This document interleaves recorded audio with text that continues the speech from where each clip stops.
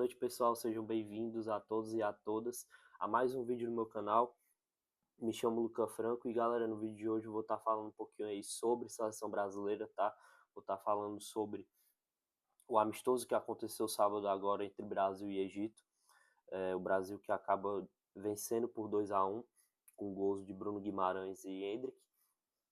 E o Wesley acaba sendo lesionado também, acaba sendo cortado da seleção brasileira. Então vou estar falando um pouquinho de tudo aí que aconteceu nesse jogo.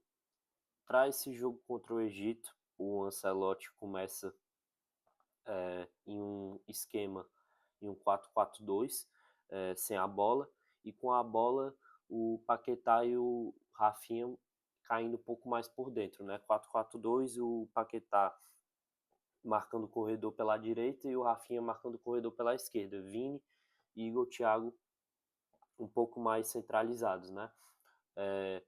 O Brasil joga bem no primeiro tempo. O Brasil consegue criar bastante chances no primeiro tempo e acaba tomando um gol ali por uma falha individual, uma falta de atenção do Marquinhos, né? Inclusive que não vem fazendo partidas tão boas assim com a camisa da seleção brasileira.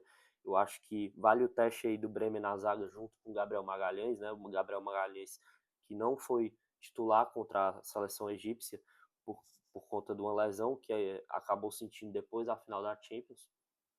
Então, eu acho que pode ser um teste válido, né? Um Gabriel Magalhães com o Bremer nessa zaga titular, já que o Marquinhos não vem tão bem. Falando um pouquinho aí sobre o corte do Wesley, o Wesley que vinha sendo titular absoluto com o Ancelotti, vinha numa crescente muito boa, em que inclusive para esse jogo o Wesley tinha um papel muito importante, que quando o Brasil tinha a bola, o Paquetá caindo por dentro, o Wesley atacava esse corredor, então é o único lateral direito do Brasil que consegue realmente fazer essa função. Então o Ancelotti vai ter que arrumar outro plano, vai ter que ajustar ali o sistema defensivo, o meio-campo, para que o Brasil jogue de outra maneira, né? Porque você vê as opções aí, o Ancelotti não tem nenhum lateral direito para atacar esse corredor, atacar esse espaço como o Wesley. A gente tem aí Fabinho, que pode ser improvisado na lateral direito, que ele já fez essa função. A gente tem Ibáñez, que seria um lateral direito um pouco mais defensivo, mas eu gosto dessa opção. E a gente tem o Danilo, que infelizmente eu acho que deve ser o titular contra o Marrocos, tá? Porque ele coloca o Danilo no lugar do Wesley no primeiro tempo ainda, quando ele sai lesionado. E o Danilo faz uma partida bem ruim, tá? Bem ruim mesmo. É um jogador muito limitado, é um jogador que foi questionado nas duas convocações, tanto para a Copa de 22, tanto para essa Copa. Então eu realmente não entendo o que os técnicos vê nesse cara. Eu realmente não sei o que ele tem tão demais, o que ele tem tão de especial que os treinadores da seleção brasileira veem nesse cara, porque é um jogador que não marca bem, é um lateral que não marca bem, um lateral que não marca individual no mano a mano contra o ponta, não é um lateral que ataca, não é um lateral que faz porra nenhuma. Esse é o resumo do Danilo. É um jogador que não faz porra nenhuma na lateral.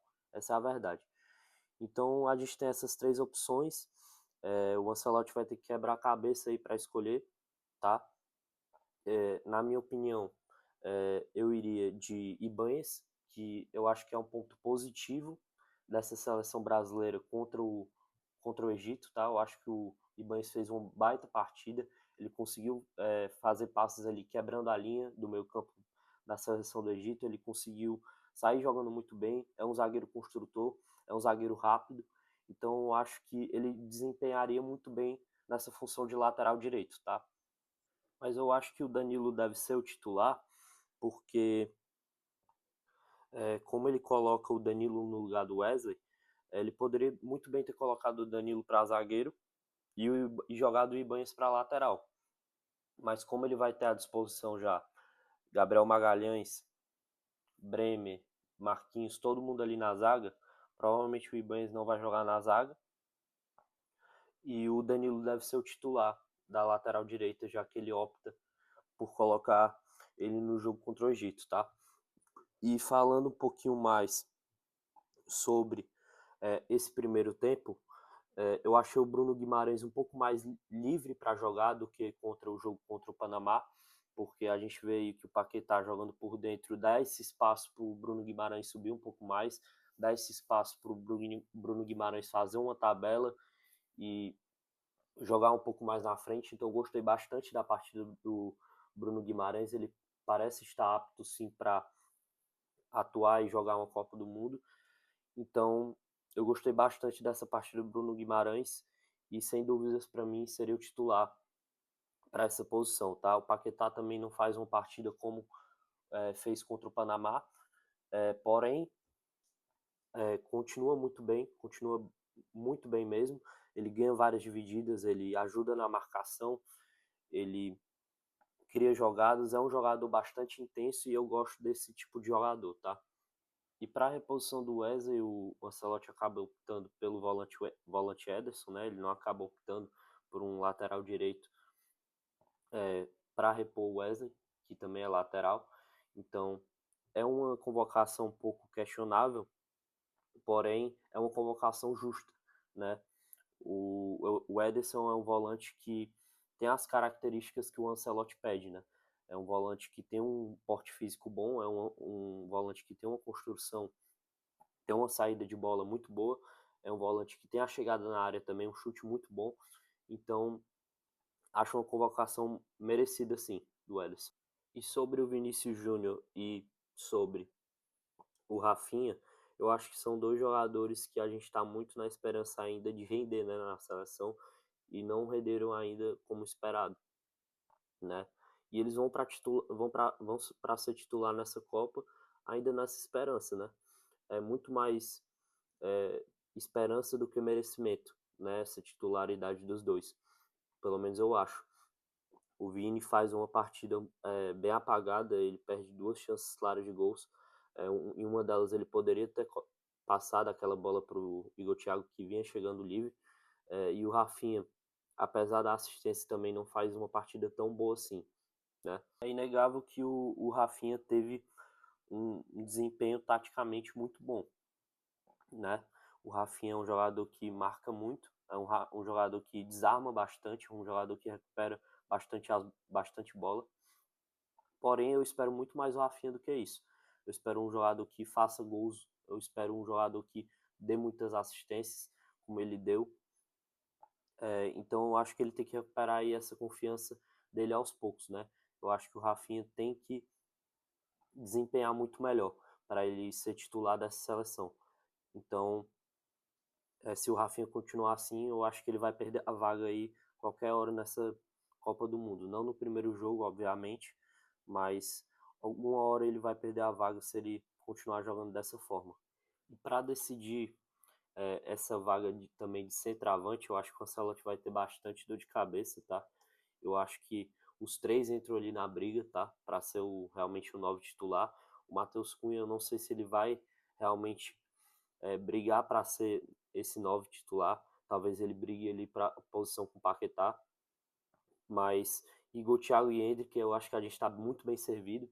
Apesar do Igor Thiago ter feito uma partida ruim contra o, o Egito, o, o próprio Endrick também fez uma partida ruim contra o Panamá. Então, eu acho que não dá para crucificar um jogador só por uma partida, né? Eu vi muita gente criticando mesmo o Igor Thiago, por dois domínios ali que ele errou, um chute que ele errou, que ele bateu, ele era para ter batido cruzado, ele bateu um pouco aberto, mas acontece, né? Eu acho que o Igor Thiago é sim um jogador preparado para a Copa, né? Tanto que é um jogador de 22 gols de Premier League, então não é qualquer jogador. E o Endrick é um potencial aí que a gente tem absurdo, né? É um jogador, é uma estrela, um jogador iluminado. Então eu acho que ele pode ser sim muito importante também para a Copa do Mundo. E essa vaga de 9 aí está totalmente aberta com várias outras posições. São várias incertezas e acho que o Ancelotti vai ter bastante dor de cabeça para decidir os 11 iniciais, tá? E é isso, rapaziada. Esse foi o vídeo. Deixem um like, compartilhem, comentem aí a opinião de vocês sobre a convocação do Ederson. E também deixem aí a escalação que vocês entrariam contra o Marrocos, né? E tamo junto. É só o começo, rapaziada. Valeu.